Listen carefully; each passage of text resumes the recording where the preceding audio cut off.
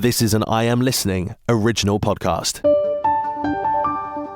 I look historically at the data too. It's not just what happened in 2019. So 2019, it was very much a Brexit vote, and I don't necessarily think my political party was in a very good position. And also historically, when you look at Sevenoaks, the Lib Dems and us switch places, depending on what's going on nationally in the national. So I do think if it's going to flip, it would be in a type of year like this, where nationally Labour's doing very well, Labour's seen in a much better light. Therefore, it's obviously encouraging Labour voters. Welcome to the Kent Politics Podcast, your go-to source for insightful discussions on local and national political matters. Join us as we take a deep dive into local government across the county. Find out what the key decision makers have to say, what your money is being spent on, and how the party's policies could affect how we live. Plus, don't miss our regular feature, Westminster Watch, where we dissect the latest developments and decisions shaping the political landscape in the heart of the UK's capital.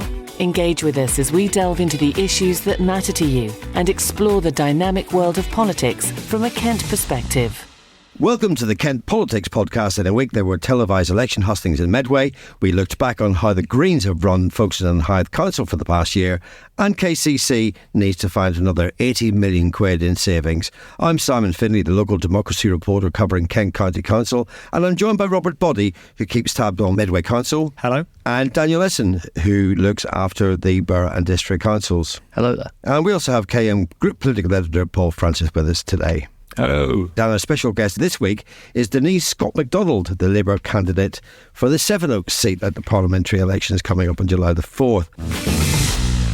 First up, Robert, what's been going on in your neck of the woods? So this week has seen the candidates for the three Medway constituencies try and put their best foot forward, or at least most of them did, at a set of hustings put on by Kent Online, KMTV, the universities at Medway and Maxim PR. And we held three vigorous debates. What topics came up? Who did the best? Who won? Who are the winners?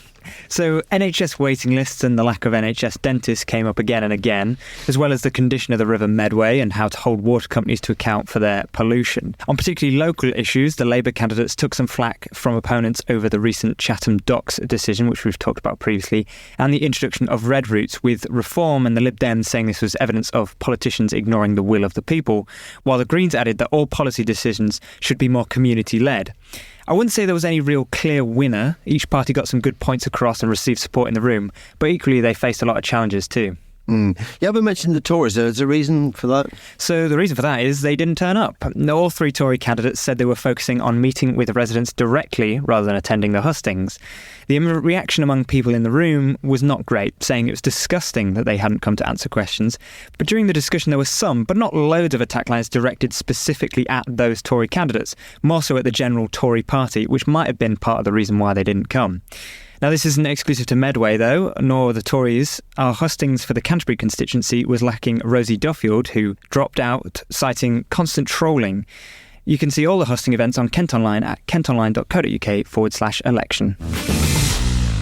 Turning to Dan, what's the news from the districts? So I've actually been looking back in time a little bit by writing up a piece on the past year at Folkestone Hythe District Council, because last year in May they made what you could consider a small bit of political history, and they became the first Green-led council in Kent. And what led to them coming to power? So Folkestone Hythe District Council had been Tory for quite some time, but the previous administration was basically on its deathbed by the time of the elections in May 2023.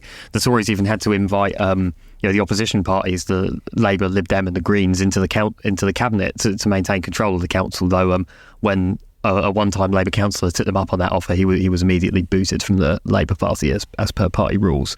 The previous administration was seriously bogged down by Prince's Parade, which was a long-running and ultimately ill-fated plan to redevelop a stretch of land on the seafront near Hythe.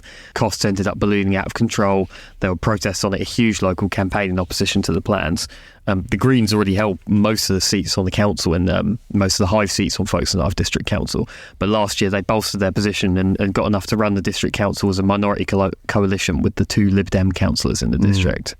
So what did they do once they came to office? So naturally, the Princess Parade development, which had so incensed them for years previously, was scrapped pretty much right off the bat. The Green leader of the council, Jim Martin, was a major figure in the campaign against it, and he stood for council in Hythe in the first place pretty much because of his opposition to that development. They also had quite a financial mess to deal with. He tells me that on the first day, he was told the authority had a £4.5 million black hole they needed to plug, or they'd be at risk of bankruptcy within a couple of years. They've managed to sort that, at least for the next couple of years, and they're now turning their focus towards more day-to-day matters like housing. But as you can imagine, that's sometimes a bit of a touchy subject for a Green council. And what do people think the future holds for the Greens in Kent? Well, naturally, and with some justification, the Greens say they're on the up in Kent. They're also in coalition running the council in Ashford and in Maidstone, in both cases working with independents. And in national polling, they're not doing bad for a minor party. However, they've still got another few years in office in those Kent councils, which is plenty of time to make or break a political reputation. So what have you been working on, Simon? Well, there's been a brief hiatus after the budget was passed by Kent County Council. But now KCC has revealed it's got to find another £81 million worth of cutbacks next year. And this is set against the backdrop of reduced incoming revenues from central government and soaring costs of providing the service they are required by law to provide. The council is effectively broke. So what's going to happen? Well, there'll be cuts to services, and that will most likely be across the board. Although nothing's been said, I understand that some discretionary services are likely to be targeted. So what are discretionary services? Well, it's everything that is not strictly needed to be provided by law. So it's the nice to have essential services such as libraries and that sort of thing. And they will remain under threat. There was some talk of it earlier this year, and that will doubtless re-emerge in the months to come. And what's the wider politics of this? Well, it's not great for the Tories who run the council. The Conservative leader of KCC will have to make this cheerless menu of cutbacks and possible job cuts weeks before going to the polls next year. So whilst the Tories have 60 of the 80 seats at KCC, given what may happen on July the 4th, they might lose so many that they don't survive as the ruling administration. But whoever is in charge after the election, they'll have to face exactly the same financial problems as this administration unless the new Prime Minister has a magic wand. OK, now we turn to Paul Francis, the KM Political Group Editor.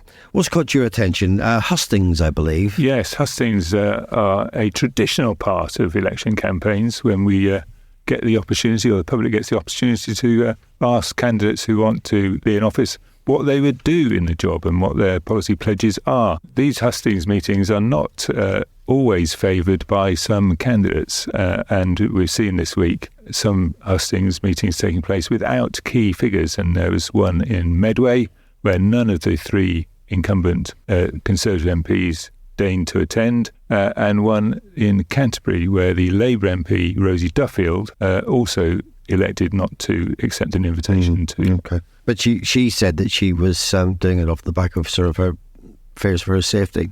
Yes, and no one can deny that there are sometimes issues which MPs face relating to their safety and vulnerability. We've only got to think about David Amos, the MP who was knifed to death in his when he was holding a constituency meeting.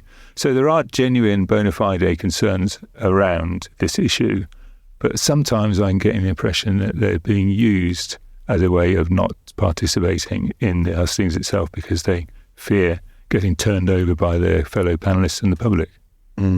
The actual audience for hustings is relatively small. I mean, usually a hall holding maximum 500 people might get a bit of social media traction, but generally speaking, the ripple effect is very small, isn't it? Yeah, it's a fair point. And, in an era when we've got social memes and different platforms on which to get out the message, politicians perhaps see traditional hustings, as slightly old-fashioned in some respects.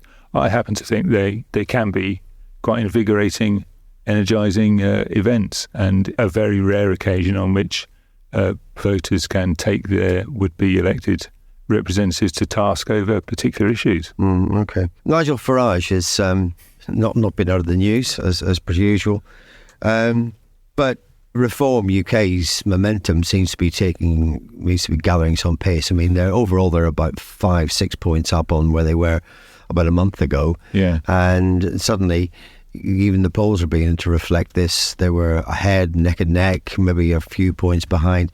Surely this must be a real kind of danger for the Conservatives in those seats where a Reform UK vote will be significant. Yeah, I think there is a danger for them, but there's also a danger for the Conservatives in their traditional supporters simply not coming out to vote. And I was talking to one of the guys at Electoral Calculus this week about the situation in some Kent seats, and he said those disaffected voters are peeling off quite substantially from the Conservatives, but also taking support from some Labour people. So it's not just one-way traffic. And it's a sort of Brexit, sort of blue-collar kind of vote that that was why they did so well in the red wall seats, I guess. Yeah, and what's been interesting is to hear that the Rishi Sunak camp has decided that it won't be helpful for Boris Johnson to appear on the campaign trail, despite his popularity with a lot of grassroots activists. They fear he's too divisive a figure to take a leading role in the remainder of the campaign. Not sure who's responsible, but a new word appears to have entered the political lexicon during the general election campaign. It's called the supermajority. Robert came up with his own new sort of phrase, was talk about the Tories losing better. What did you mean by that, Robert? Well, so I think what I'm kind of trying to describe is the fact that sort of before the election was called, and even sort of for the couple of early days, the Conservatives were basically making the argument, we can still win this, we've still got a good chance of taking on Labour. Obviously the polls definitely suggest the opposite, and I think the majority of the public are suggesting it's a bit far-fetched for the Conservatives to argue they could win. So now the narrative has switched to, let's not give Labour a massive majority, this supermajority, and let's hold on to those safe seats. I mean, we've heard recently that the list of those seats which the Tories think they need to be in and defend is getting longer, with seats with 20,000 majorities being ones visited by the Prime Minister to defend. So I think it's a case of almost the Conservatives are sort of semi-giving up, which I've read has not been particularly inspiring to Conservative Party activists, who are basically thinking, well, if the Conservative Party leadership thinks there's no point to this, then why should we bother? Well, that's interesting, actually. So your phrase losing better can go alongside all the other nonsense that's being spoken in the minute as well.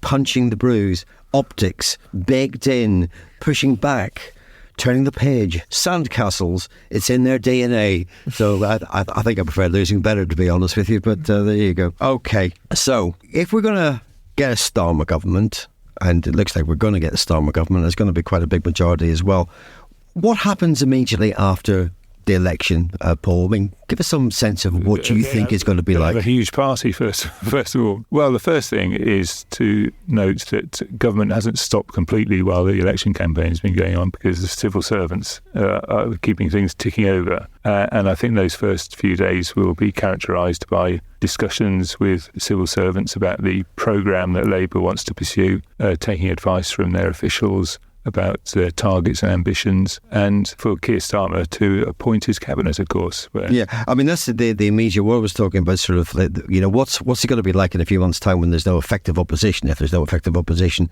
and, even if there's no sort of necessarily internal divisions, how long is Starmer's honeymoon period likely to last? Well, it's a matter of opinion, I guess. I'm not entirely convinced they'll get much of a honeymoon period at all. Yeah. Because there's a set of quite definite issues that the public are interested in: immigration, state of the NHS, cost of living.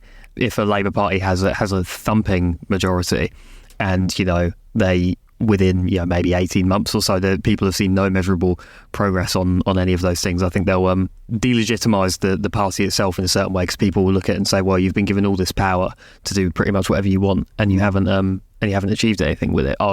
That there's a risk of that happening to the Labour Party. So I don't think they'll get much of a honeymoon unless they really come out swinging and start making progress very fast. Because when Blair won in 1997, I mean, the economy had really was back on the upturn after some pretty shaky years, and John Major basically sort of kind of put it right. There was quite a lot of money sloshing around the economy, and there was a decent feel-good factor, and they were able to maintain that. But, what's to say within sort of a year or 18 months, Keir Starmer isn't the most hated man in Britain? Yeah, I mean, it's entirely possible. Tony Blair made a virtue out of having a string of pre-arranged announcements to make, which would deflect public attention away from what he was having to deal with behind the scenes. And that was, independence of the Bank of England, was the key one. So his strategy was to kind of unveil various big ticket items and what they would do in the first few months of the administration. I think the honeymoon period would be not as short as maybe some other people might think. I think there is a benefit to the change from Tories to Labour. I think even just sort of psychologically, the idea, there is so much sort of toxicity around the Tory party at the moment. I think Keir Starmer will really benefit from just not being the Tories for a good chunk of time. I think also the size of the majority, depending on how big it is, means that there's sort of less likelihood of being that internal party disputes that have plagued the Tories in recent years.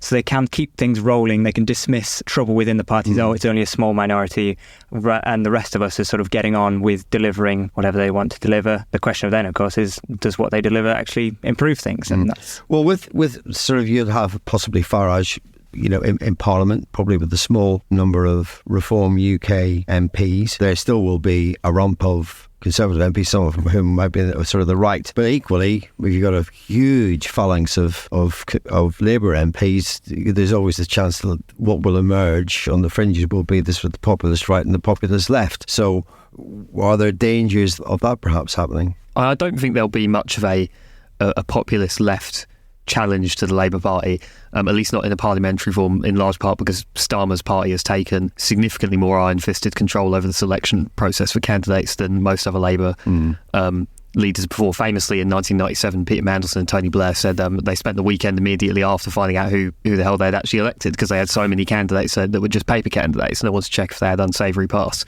With this Labour Party, that's not the case. They've taken very strict control over who's selected and who isn't, and very few people you could even broadly consider of the Corbynite left of the party have been elected. Whereas what I think will be more interesting is what happens to the right, because now they have a sort of quasi-mainstream medium in the form of GB News, through which we can watch the British right perform open heart surgery on itself in real time, because they haven't been in opposition for a very long time. They probably don't know how to deal with it. Do you think that the tussles between the Conservatives, whatever's left of it, and Reform, however they get, or what percentage of the popular vote they get, just turn out to be a bit of a sideshow while Keir Starmer just eases himself into the job and doesn't have to make those announcements that Paul talked of?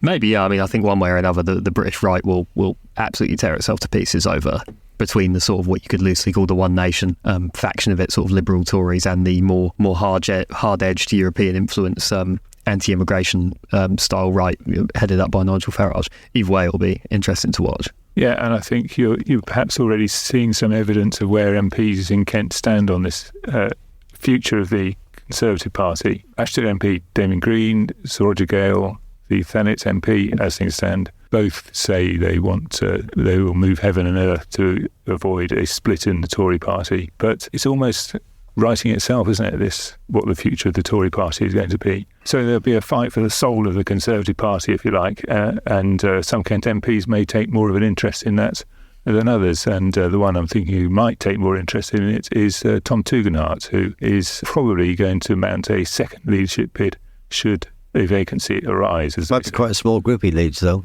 It could be, yeah, but he's going to get a ticket for the lottery, and that's what he's aiming for. Is there a topic that you would like to be discussed on the Kent Politics podcast? Perhaps you've got a question for one of our panel, or you'd like to comment on a hot topic in local or national government. Get in touch by emailing or sending a voice note to kentpoliticspodcast@thekmgroup.co.uk. Sevenoaks in northwest Kent has been a Tory constituency pretty much ever since it was created. Conventionally considered one of the safest of safe Conservative seats. The way the national polls are looking, maybe nowhere is actually that safe anymore. We're joined now by Denise Scott-McDonald, Labour's candidate for Sevenoaks. Denise, thanks for joining us. How are you? Thank you. I'm very good, Daniel. Good to hear it. So firstly, would you mind, just for background, tell us a bit about yourself? Who are you, what do you do, and how'd you get into politics? So I come from a family where political debating is normal around a dinner table. So, if you come to my house or any of my family, it's very, very normal to have those lively conversations around the dinner table discussing world affairs as well as internal politics in the country. And also religion too. Those are two things which are very much active in my life. And I think that inspired me. So for me, it was interesting. So this is just generally watching the men. It was mostly men that did the debating, and as a little girl I was at the dinner table arguing my point, and I think that's where I really learned to discuss things politically. But it also was the women in my family who did what I call did the politics in terms of that being out in the community and doing things. And I think those two things really, really, really shaped me and probably inspired me to go on into politics. And so when I was at school, I got very active in, I suppose, what we would call student politics, I was a student rep, and then later I went on to university, got involved with student unions. I was president of my student union. Well. Yeah, I was the first black president. Which uni? Well, right, it wasn't a university then, but today it's called the University College of St Mark and St John in Plymouth.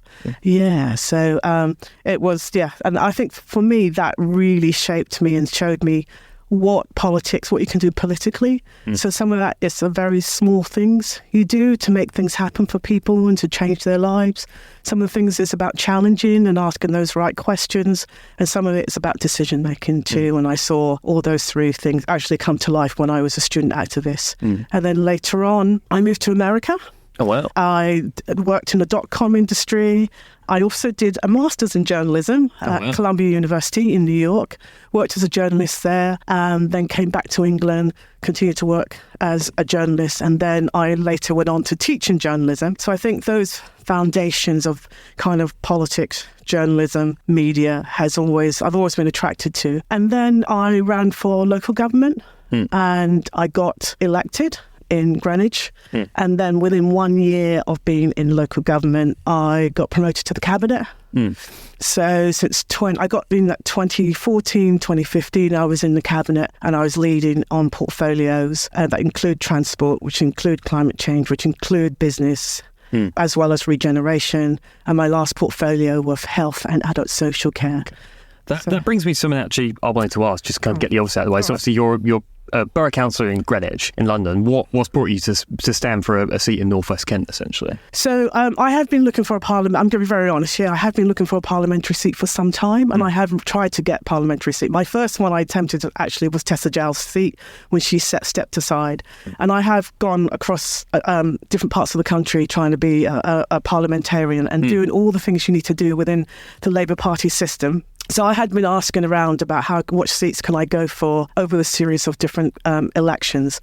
And so the party asked me, so I was looking specifically at Kent, largely because of the closeness to London and also some of the characteristics of Kent, especially the ones that the towns and areas very close to southeast London have many similar characteristics of what I represent. And also I have lots of friends who've moved out, to these different parts. And so the party asked me to stand in Sevenoaks. They said, Denise, you've got a lot of really great skills, and we want you to bring this to the table. So, and also I have the ability to sort of hit the ground running, really, to work in complex political institutions, because I've done that for quite some time. So I said yes to that. When I got there and I met the gang in Sevenoaks, and I suppose the rest is history. They've been incredibly supportive, and actually lots of people in Sevenoaks have been absolutely amazing, really reaching out and talking to me, and actually being very, very welcoming. And also, it's literally, I live 10 minutes from London Bridge. I can get to Sevenoaks in 20 minutes, or Swanley.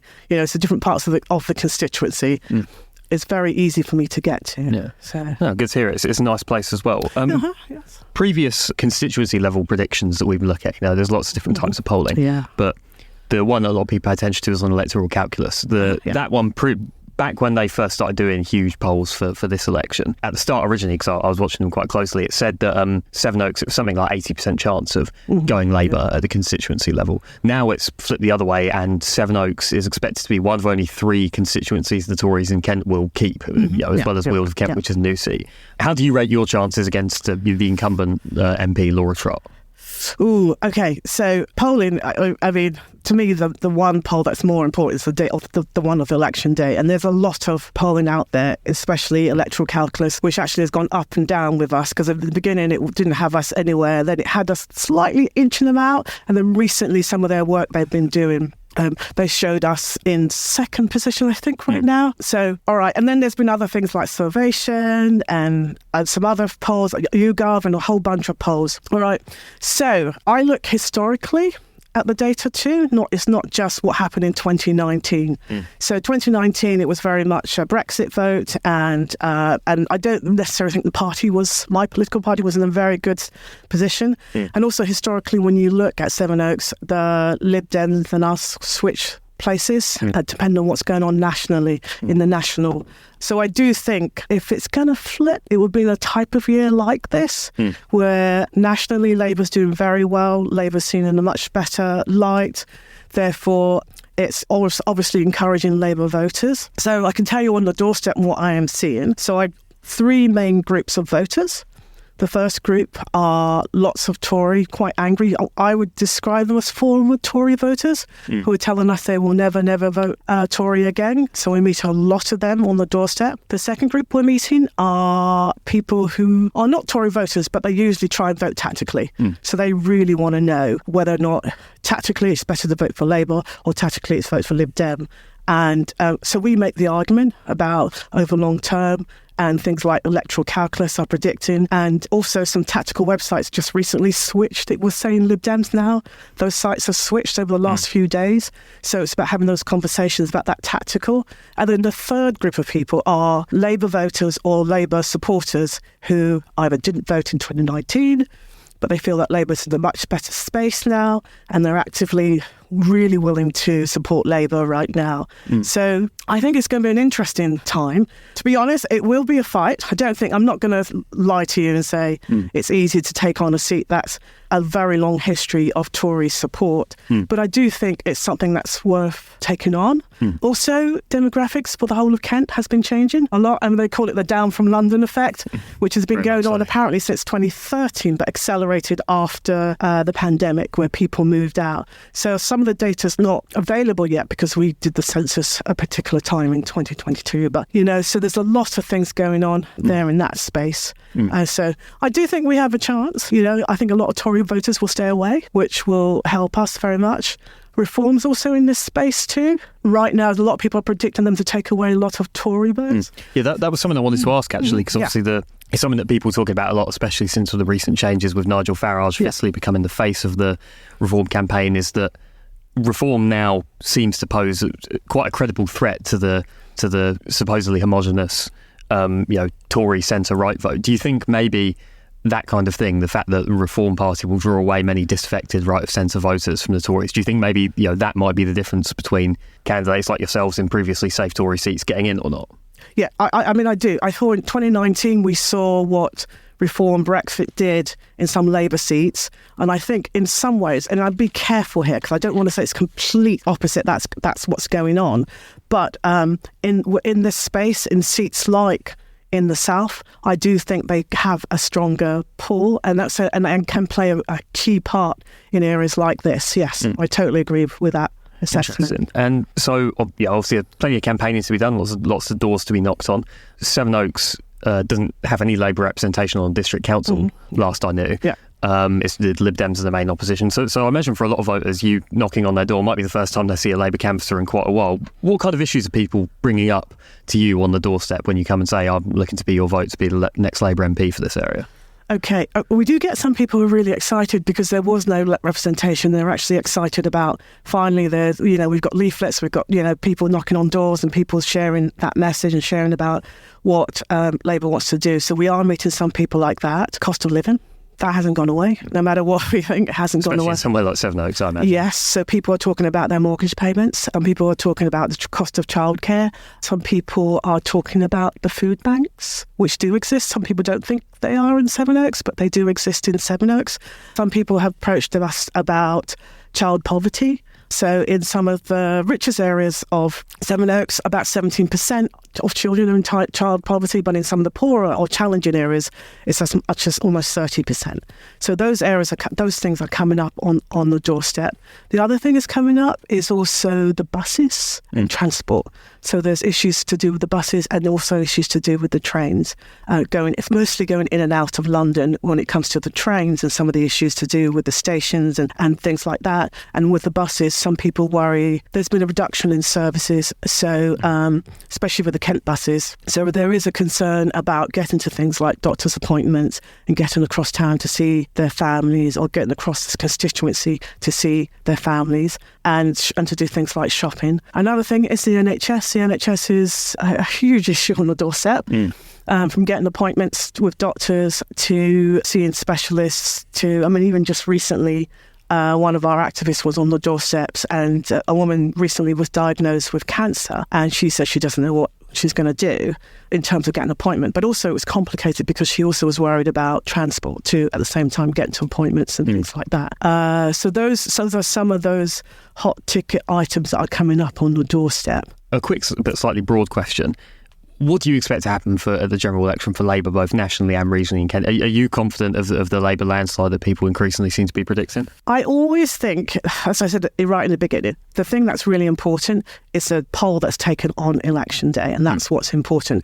I think if you become too confident, I think you run the risk of being complacent, and I don't think that's a good space to be if you're serious about, taking on the national agenda or delivering things for people.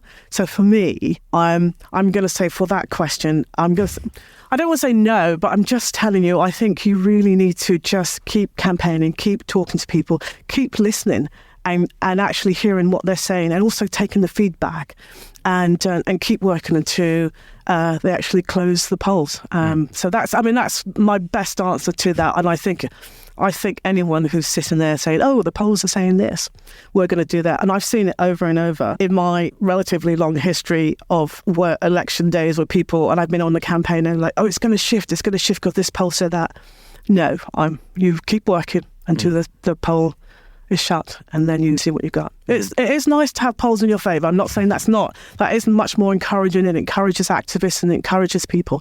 But in the end, you keep working until the job's done. Yeah, I get you. Mm-hmm. So like I mentioned, I cover mainly local government. Mm-hmm. I've spent plenty of time in Sevenoaks District because of local government stuff. And something you may have heard this on the doorstep, or you may have just read it elsewhere, is that at the moment Sevenoaks District Council is compiling its local plan, which is its plan for house building over, I think this one covers the next 15 years. Mm-hmm.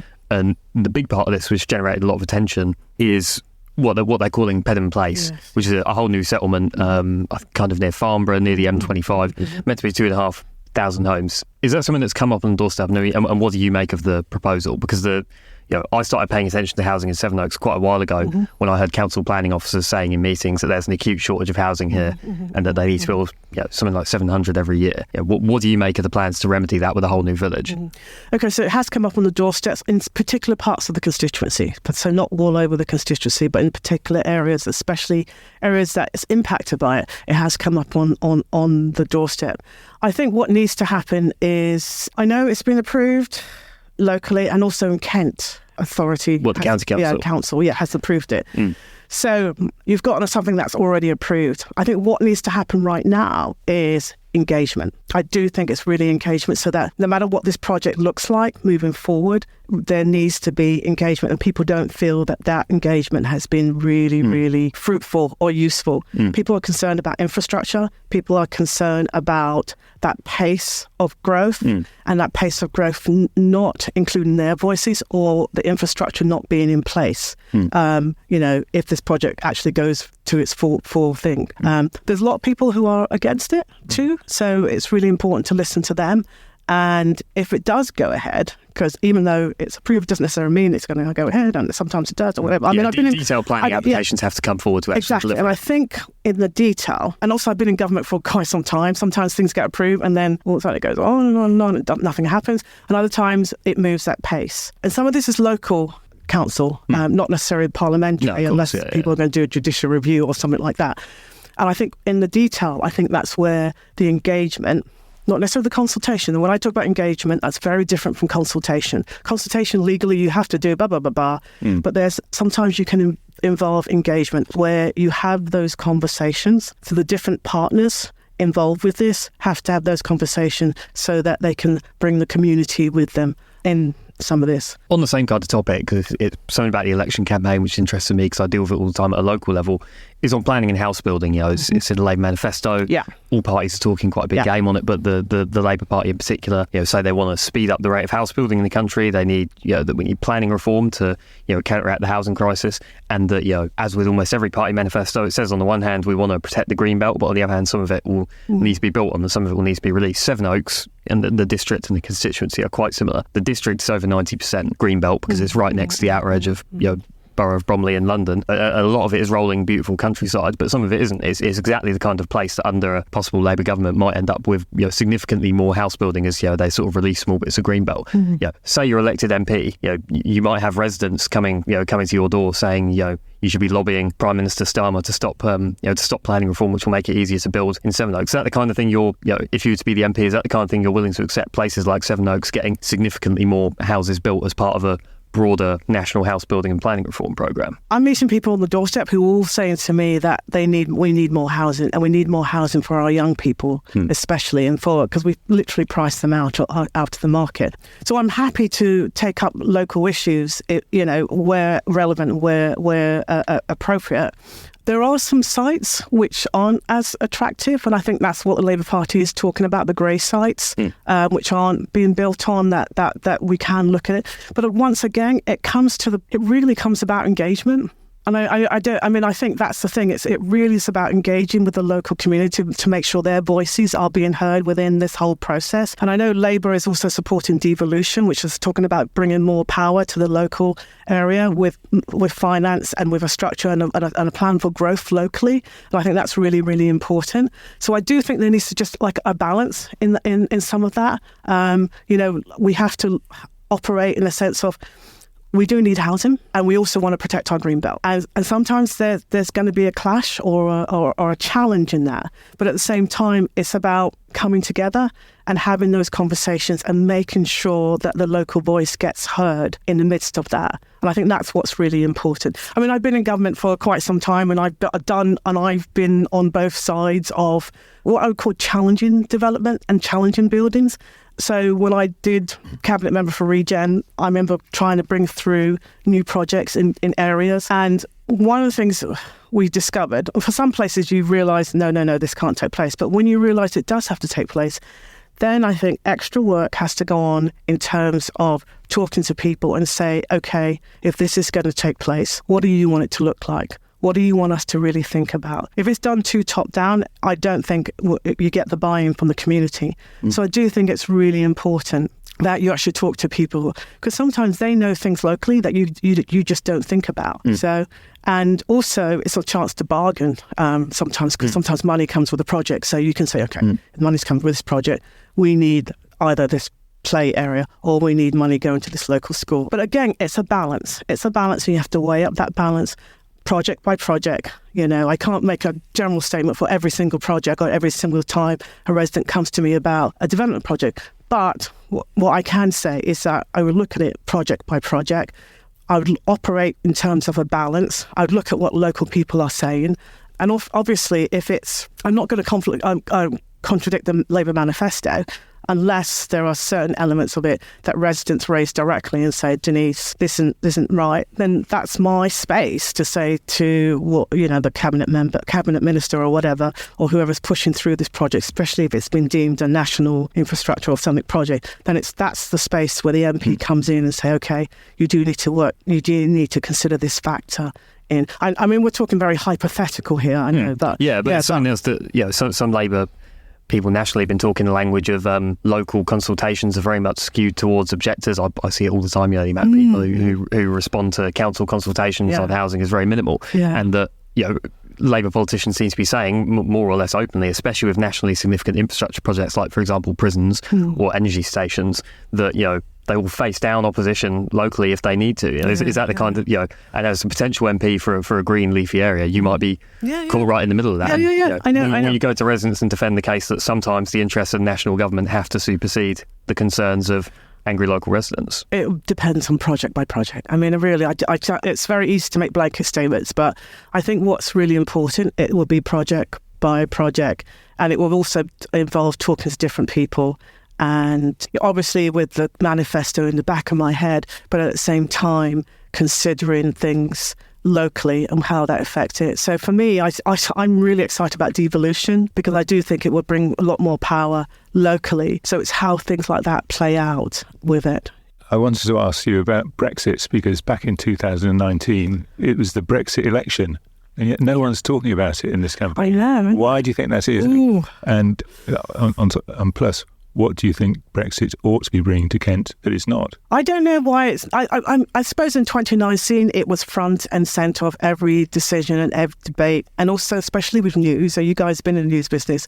It's like yesterday's newspapers, isn't it? Like, so it's not really... And also we had one particular party that was huge on the agenda. And so I think just after we'd taken the vote, it was in the news, it was something that was delivered, it was on people's tongues, it was, that was it. Now we've gone on a little bit about the Brexit that was done, and there's some of it is not quite working. So there's a different conversation going on. The reality of some of it. So Brexit had led to increased immigration and people coming to this country when many people thought it would reduce. For the farming community and for those who work in fishery, has been a huge challenge. And some of the deals that have been worked out has not really delivered. And I mean, it depends on which side of the argument you're on. Some of the people argue that economically has affected us and reduced growth in many ways in the economy. So and of course, Kent gets gridlocked every time something happens across. Yeah, I know. So I do know it's important for so many sectors in the Kent economy about the next stage of our relationship with the European Union and what needs to happen next. So I do think it's really important that we look at some of the deals that have been worked out. I speak to a number of businesses on the doorsteps, and they would like to see a much better deal that worked out for local businesses. And so that, especially the small business who have to, lots of red tape and lots of paper work, and they want things eased up. I think Rachel Reeves this morning was talking on Radio 4 about the work that they want to do to make it much more easier for businesses. There's also people like the creative industry, which have been hugely impacted. And so in terms of trying to get across to Europe and doing work across Europe, they would like to see a lot of the red tape gone there to make it easier for them. So I'm fairly confident that Labour will actually they're not going to renegotiate Brexit. So forget that. That's not going to happen. But in terms of negotiating some of the areas to put us much better and actually help with economic growth for the country, I think that's what would be the priority in this next phase. But I suppose what it is we've taken the vote. It's happened. Now it's about working out some of the details, and that's what needs to happen next. So in a sense, the electorate is drawn a line perhaps under the general issue in terms of whether they favour it or not. It depends which electorate you're talking to. Obviously, for some electorate, they would love to see us go back and revisit the vote. And then there are others who want us to work on the detail and get that sorted out. Yeah, I don't know if the verdict is completely out on your comments, Paul. That's how I'm reading it, but someone might read it slightly different. Just going back to social demographics, which you mentioned as changing parts of Kent, which might make it more favourable for Labour. What evidence have you got for that? Because I hear that a lot from people saying, well, the social demographics have changed. I mean, are you basing it on census figures? There is some, I mean, I don't have it in front of me right now, but there was something where I looked at where there was data showing that how the demographics for the different towns across Kent have been changing. And most of it is younger people moving in. And when I've been talking to people in Kent, they've actually talked a lot about people who've moved down from London, and they moved out because, especially after the pandemic, they moved out. I know there is data showing people have been moving to all the areas which are very commutable from outside of London. Yeah, I mean, because that's being said a lot about the electorate in Tunbridge Wells, for example, which have changed. Yeah, I know. That was quite something, yeah. Perhaps being a Lib Dem seat after July the 4th. Yeah. Is that a credible proposition? I don't know much about the Lib Dem seats. I do just know lots when I've spoken to people who are based in Kent. A lot of them will be party activists in the Kent area who are talking about the change in demographic and how they've noticed more and more people, especially because of a lot of the high-speed connections to London. And that's made it, much more easier for people to actually... and sometimes I meet someone and they said, I say, where did you live before? And they all tell me about some neighbourhood in some part of London and they've moved out here over the last 5 years or things like that. And it's not necessarily for schools. Like years ago, it would be for schools, but now it's not. It's because of space and being able to afford something. I mean, I'm working with someone on my team right now, and him and his partner are actually, most of their family live sort of in the Eltham area, but him and his girlfriend decided that they'll buy a one-bedroom in Sevenoaks because it was more affordable to get on the property ladder, and so... Quite something to hear that Sevenoaks is affordable compared to anywhere. I know. But it's interesting how, people have done it. And I've heard stories about people moving also to Swanley area too. I haven't actually met anyone that's done the type of move I just mentioned in my previous example, but I have heard from other people who've said that they've met people from London who've moved because they could get a bigger property. So, and also on the trains, it is quite... I go back and forth on the trains and it's incredibly congested. Denise Scott-McDonald, thank you very much for joining us. Thank you.